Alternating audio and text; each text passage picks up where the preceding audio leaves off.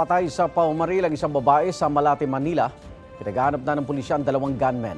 Ang nahuli na insidente sa unang balita ni EJ Gomez.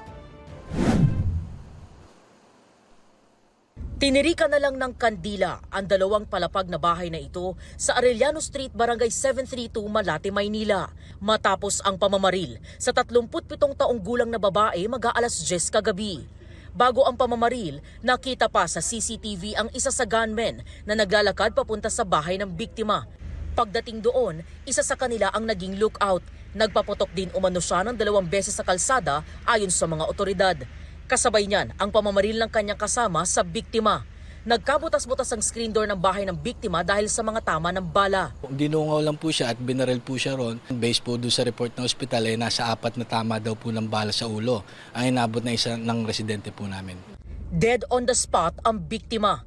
Matapos ang krimen, nakita pa ang mga salari na kumaripas ng takbo papalayo sa pinangyarihan ng insidente at nanutok pa raw ng baril sa barangay Kagawad. Nakatambay ako dito sa isang kanto ng barangay namin at nakarinig nga po ako ng 8 gunshots. Dali-dali akong tumakbo papunta rito at nakasalubong ko pa nga po yung 2 gunmen at yung isa nga po sa mga gunmen tinutukan pa ako ng baril at sinigawan ako ng tabi.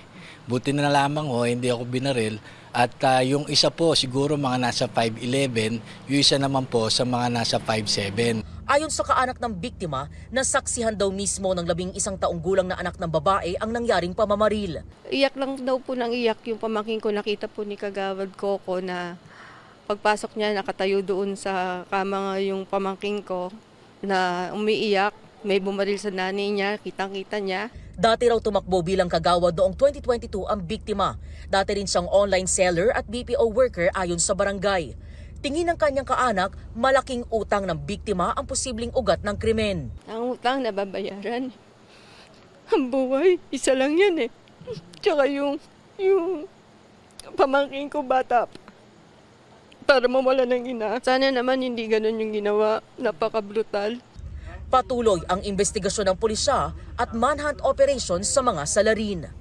Ito ang unang balita. EJ Gomez para sa GMA Integrated News.